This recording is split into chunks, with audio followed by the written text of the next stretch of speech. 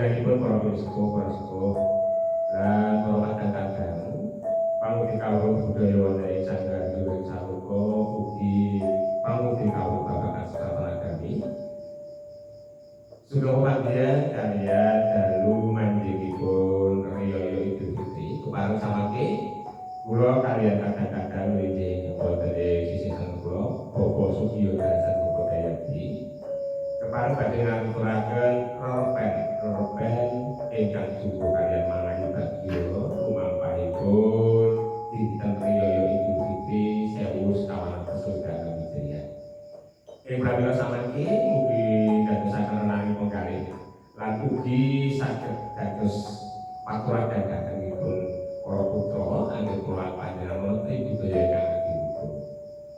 Dadang kula mangayu bagya dinten Idul Fitri. Bismillahirrahmanirrahim. Bagyo mulya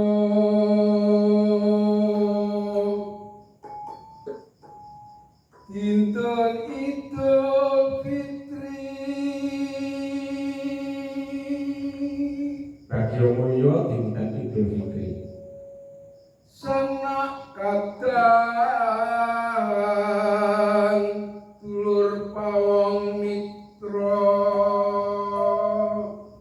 Sanak kadang dulur pawong mitra. Sami suka penggaliye.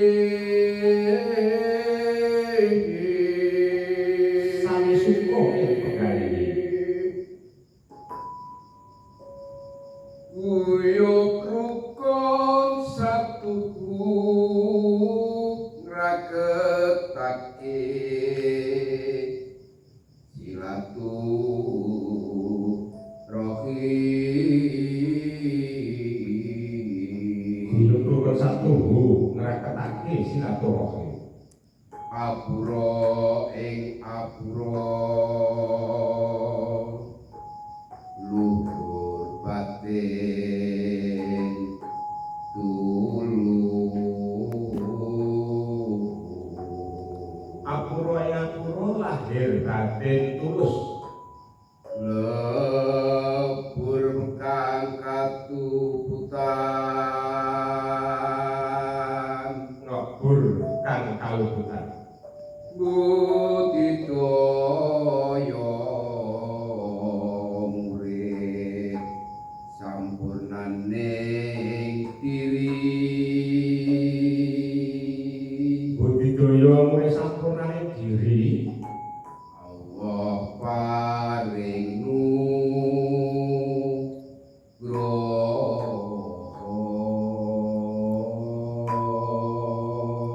Allah paring surya terang wanci bangun enjen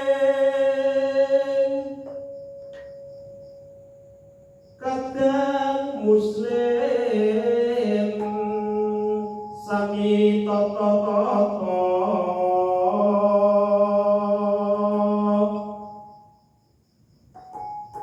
wiwit poso akhir sore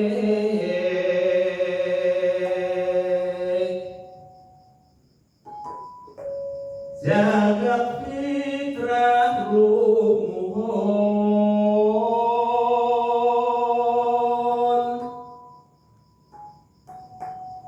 sinar tanan takbir tasbih tahmid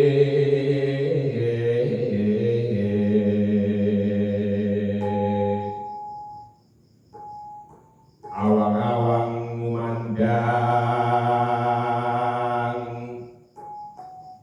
jroning batin sujud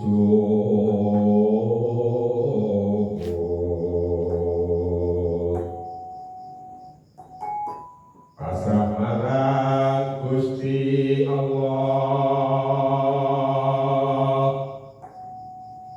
ngluhurake asmane yang moho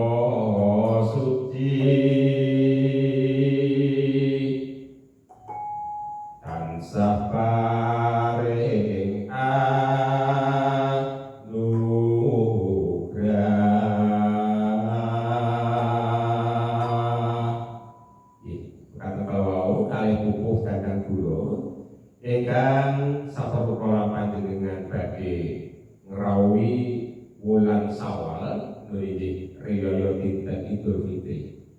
Wonten pilih agen kula panjenengan mungkasi siang Ramadan kanthi ditutup zakat fitrah sineleng suwantenipun takbir tasbih lan tahmid mugi manani tumrun anugrah saking Gusti ingkang Maha Pituwati. Mugi panggihan ingkang boten dangu menika saestu manani dhateng kula panjenengan sumrambahipun dhateng kebrayan agung utaminipun kadang-kadang nanging-nanging wonten ing sahan yoga saputra. Mekaten matur nuwun sugeng panggihan wonten ing sanes wekdal rahayu ingkang sami nyadi. Assalamualaikum warahmatullahi wabarakatuh.